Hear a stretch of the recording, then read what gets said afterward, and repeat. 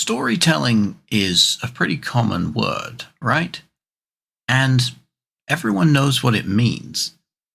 As a noun, it's the act of telling a story, and as an adjective, it's anything related to telling stories. So, case closed, right? Video over. Well, no. You see, even before we get to storytelling, story itself is a pretty hard word to define. In literary studies, definitions of story and its very close synonym narrative can be multiple pages long. Now, I'm personally not too interested in getting into quite that much detail because I'm a science communicator, not a literary theorist. But even in science communication, pinning down a good, simple definition of the word story has been hard. Some science communicators have suggested that a story is a story because people agree that it's a story, which seems pretty solid. Problem is, literary theorists have seriously considered that definition too, and in the end, it proved impractical, because different people apply different standards to decide whether something is a story. So you might have one audience that agrees that for sale baby shoes never worn is a story, while another audience might disagree and instead claim that the 6 words themselves don't constitute a story, but that the tragedy they conjure in the reader's mind does. Regardless of which audience you agree with, it's pretty clear that defining stories as things people agree are stories doesn't really work. So we need a slightly stricter definition of stories.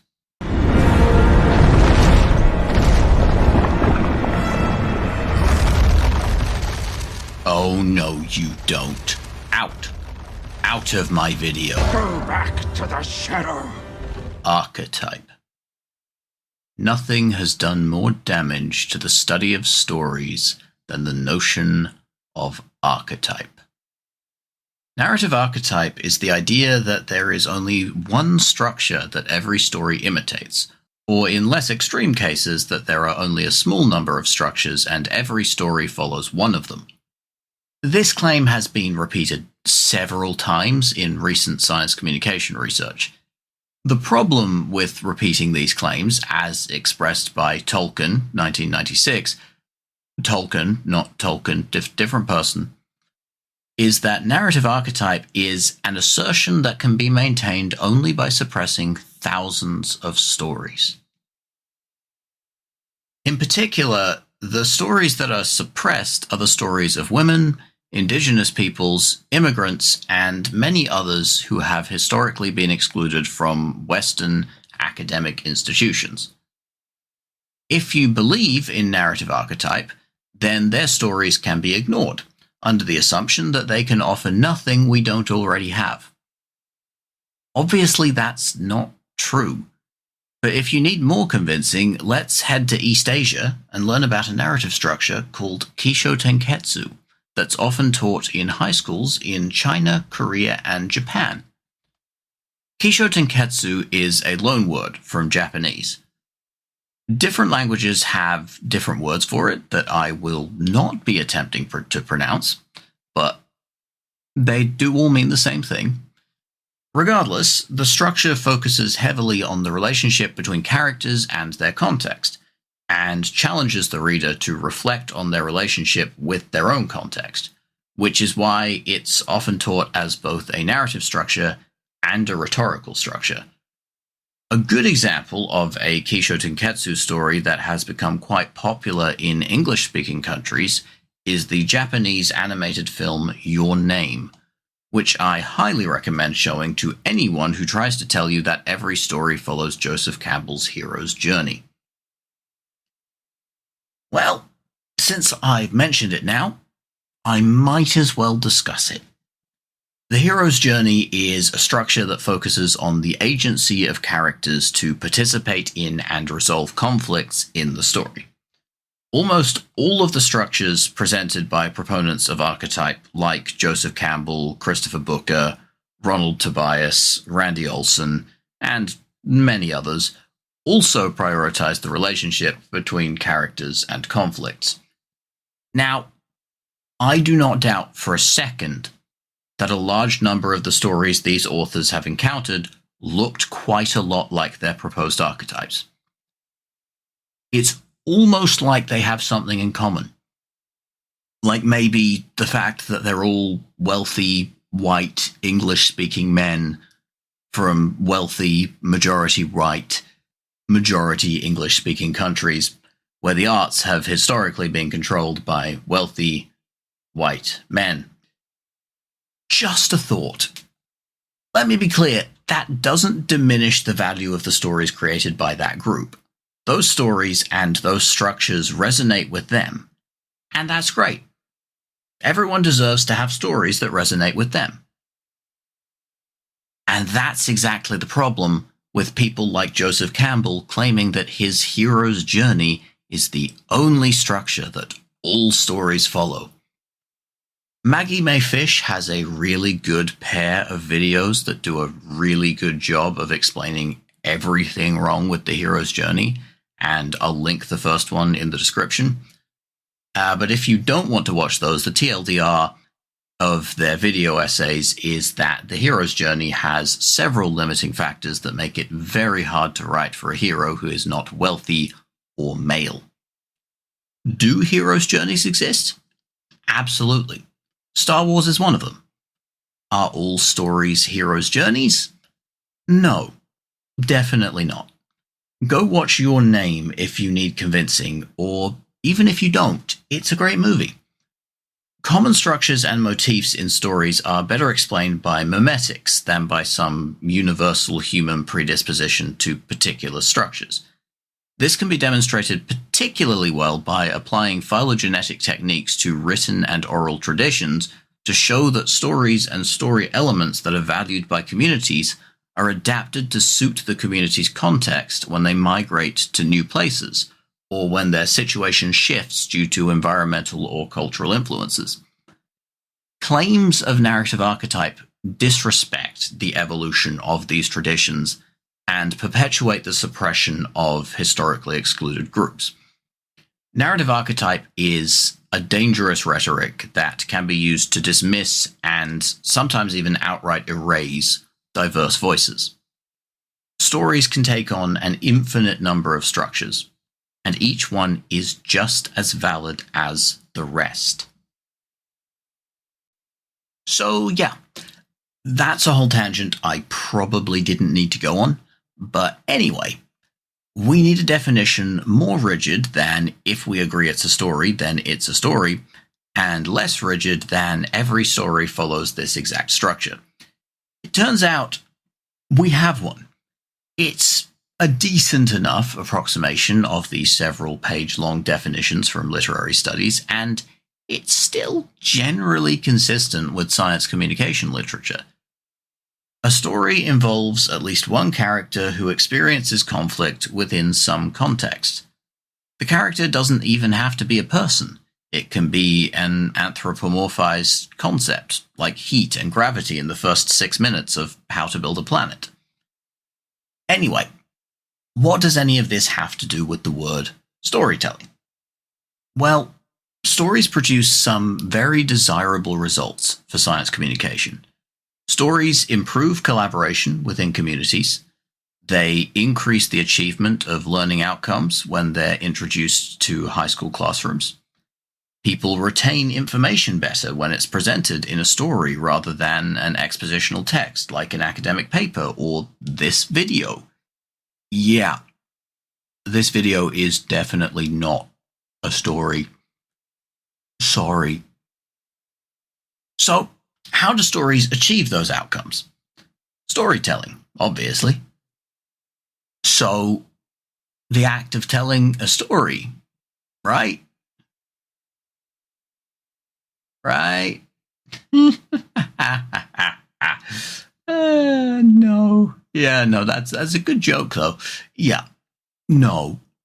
In science communication, we all got so caught up in the idea of the magical panacea of storytelling that we never stopped to ask each other what we meant by it. Myself included, I've written articles where I've used the word storytelling completely uncritically, and I've done it in previous videos on this very channel too. Storytelling has been used in many different ways in science communication literature, but I'm only going to look at the 3 uses I've come across the most. So let's have a look at those. A number of papers in science communication approach stories as representations of individual human experience, and use storytelling to refer to communicating messages by evoking empathy for the experiences of those individuals. One recommendation I've seen is that science communicators should share messages about science through the experience of scientists who are working through the scientific method. This tends to come alongside an unhealthy dose of archetype, but regardless, Cropper et al. 2015 use Freytag's pyramid, which Freytag intended as a recommendation, not a rule, by the way, as a framing device for mentoring students through the scientific method, while Seidel et al. 2013 propose using the same structure as a way to communicate scientific thought processes after an experiment has already been done. Their recommendations don't leave much room for variation, and to be fair, they're not meant to. Both papers are quite clear that their approaches are highly situational, which we'll soon see is a trend in this usage of the word storytelling. There's another paper that proposes 3 structures that they claim broadly communicate the experiences of scientists. The 3 structures are named Discovery, Rescue, and Mystery, and are graphed on plots of character fortune over time. I want to bring some attention to Discovery, since it's actually very similar to Kisho Tenketsu, which we talked about just a few minutes ago. The discovery structure starts by introducing a scientist with a question, who then explores the question's context before making an unexpected discovery that inspires future research. Big Kisho Tenketsu vibes. A paper by Cormick 2019 also discusses archetypal ideas and makes specific reference to notable proponents of narrative archetype, including Carl Jung, Andrew Reagan, and Randy Olson. Cormick approaches the idea of archetype with some skepticism, as we all should, given the idea of narrative archetype is demonstrably nonsense, as I have already adequately banged on about. These structures that Cormick discusses are not actually archetypes, which he hints at, but rather relatable experiences to large audiences in Western cultures. So they're not useless. And neither is the idea of storytelling as evoking empathy for individual experience. It's just that if you're going to use stories to communicate ideas, and especially if you're going to map those stories to a particular structure, you should approach the structure critically, with an understanding that it will only appeal to some audiences. Other papers use storytelling to mean visibly and explicitly including messages in stories. This is an idea that science communication draws from journalism. Jones and Crow 2017 is a good example of this. While they approach stories as representations of individual experience, they use storytelling to mean embedding a moral in a story. As they put it, stories are told to make a point. They position storytelling as an alternative to the knowledge deficit model, which is the idea that people have a deficit of knowledge, and if you remedy that deficit, they'll change their behavior, which is not true at all, because people are not stupid. And the problem with people not being stupid is that they will be quite critical of information that contradicts what they already know, since breaking from your own established norms is inherently risky. Anyway, Jones and Crow suggest that stories appeal to people's subjective judgment, as opposed to the sterile objectivity favored by deficit model communication. Essentially, they meet people where they're at and treat them with respect rather than talking down to them. Then we get to the papers that really lean into the journalism angle. Matei and Hunter 2021 and Gelman and Bazbol 2014 both suggest that, just like journalists, scientists are in the business of discovering and reporting surprising information. Matei and Hunter use examples from physics and medicine to demonstrate that scientists regularly discover surprising causes for known outcomes, while Gelman and Bazbol point out that social scientists tend to draw attention to anomalies to demonstrate flaws in existing models. Both of these papers go on to cite the aphorism, "Dog bites man? Not news. Man bites dog? News," to argue that the role of stories in science is the same as the role of stories in journalism, which is to communicate surprising ideas and messages. Just like the individual experience definition of storytelling, there's absolutely no problem with this approach, which kind of creates a problem. Because now we have two definitions of storytelling that are both completely reasonable. They're not mutually exclusive, sure, but they're still really quite distinct. The papers that use the two different definitions also regularly reference each other under the assumption that they're talking about the same thing, which can get really confusing really fast when you're trying to, say, do a literature review. Don't worry though, because it's about to get even worse. The final common use of storytelling I'll be discussing suggests that storytelling is not the action of a designated storyteller regaling an audience with a tale. Instead, storytelling is when audiences bring stories into their social interactions and use them to help construct their understandings of the world. A good piece of evidence for this model of stories comes from the efforts of environmental activists in New Zealand. Rather than attributing the success of their communication efforts to any properties of their stories, Doering et al. 2023 emphasizes that it was the activists' social interactions with their audiences that made their stories an effective form of knowledge sharing. Callanan et al. 2021 and Martin et al. 2019 also came to similar conclusions on the significance of social interactions to the effectiveness of stories. Callanan et al. Observed that visitors to museums constructed their understanding of exhibits by verbally repeating exhibit text and collectively building stories around it. Martin et al. Observed similar behavior among high school students when stories were incorporated into classes. The students were more likely to attain learning objectives like retaining information and integrating their understandings of multiple subjects, including science, English, and digital technology studies. Martin et al. Attribute this success to students teaching each other through stories during their social interactions. Davies et al. 2019 expressed the same argument through the lens of culture and identity.